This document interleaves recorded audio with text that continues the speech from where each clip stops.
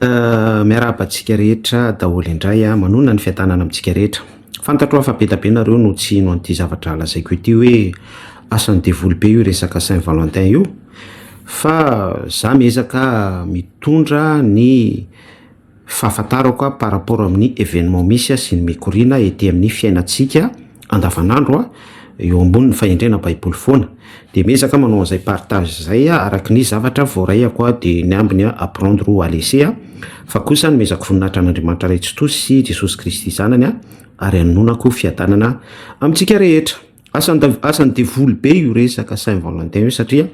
d'ailleurs les acteurs principaux anankiroa ao anatin'ny resaka 14 février io Saint-Valentin io les Valentins sy Valentine dia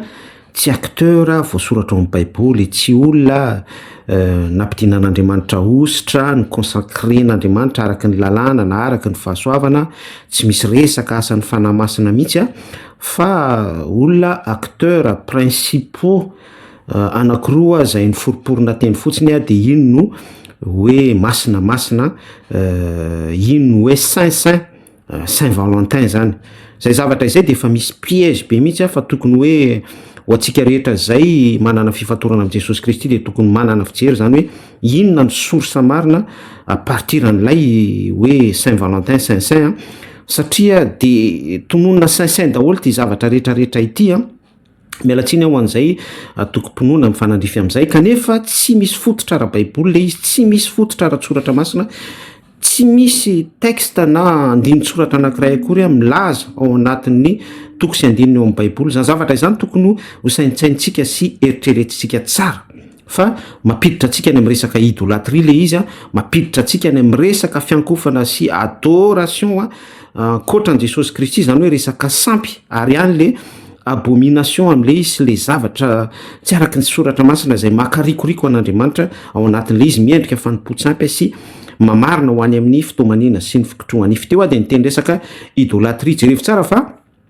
ao anatin'ity resaka Saint-Valentin ity dia misy zavatra zay asongadiny zao tontolo zao anatin'ilay firena ohatra hoe ny voninkazo lasa manamboninahitra kokoa zao ny rose couleur rouge na couleur mavokely na hafa mihoatra amin'ny voninkazo hafa tahaka ny hoe zasinao za mampita hafatra aminao zao de no ampitana hafatra de lasa misy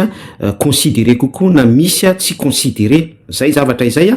dia efipetsy volen'ny satana ety amin'ity fiarahamonina ity amin'izay resaka hoe considéré avy-siva izay de manomboka à partir an'izay lasa misy esprit s'installer petit à petit en possession nanty ary mahatonga frehana ny anatin'ny fisainan'ny olona anankiray hiadorer sy hiprosterner hihonorer hanome voninahitra hisitraka an'ilay zavatra considérena kokoa mihoatra amin'ny hafa. Ohatra hoe le ndresantsika teo zao hoe voninkazo rose de considéré kokoa mihoatra amin'ny songosongo mihoatra amin'ny vahona mihoatra amin'ny katrafay mihoatra amin'ny voninkazo hafa daliana ohatran'izany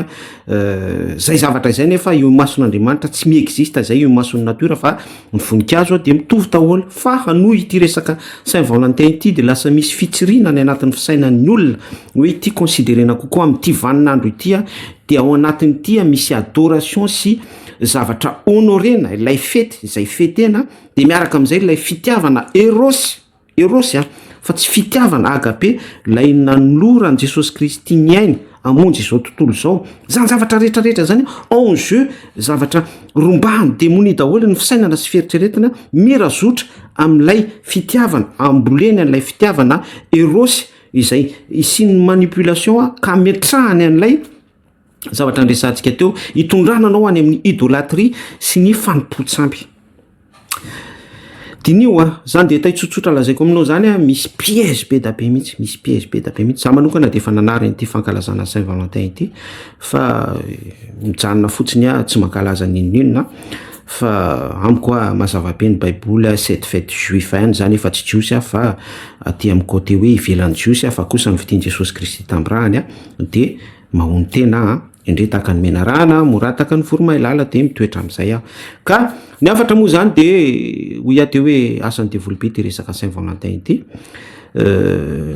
petsaka ny azo ambara fa mampitandrana antsika fotsiny a satria petit à petit ankolaka hoentin'ny fanaratsy amin'izay resaka adoration sy admiration amin'izay fironana izay ianao de rehefa azony en possession any amin'izay resaka ankolaka izay ianao de ho hitanao fa rehefa tena ao anatin'ny esprit anao, anatin'ny amanao ilay fiankofana dia mitaraboka ho azy ianao makany amin'ny idolatria mifantana amin'izay. Jereo tsara fa ohatran'izany daholo ny fomba nahalavo an'ireo olona mpiankohoka sy idolatra rehetrarehetra ireo ao anatin'izay hoe manipulation ny satana izay. Mizara foana fa anjaranao no mandray izay tianao tandrify raha ohatra hoe izay ny toebonao tia fantatra, fa raha ohatra koa hoe tsy mety aminao le izy par rapport amin'ny profil par rapport amin'ny herin'ny filazantsara sy ny soratra masina de mazava amin'ny baiboly hoe raha miafina ny filazantsaranay de miafina amin'izay ho very izany. Zay asan'ny devoly be io Saint Valentin io. Mirary soa, tianao Jesosy, kasitraka.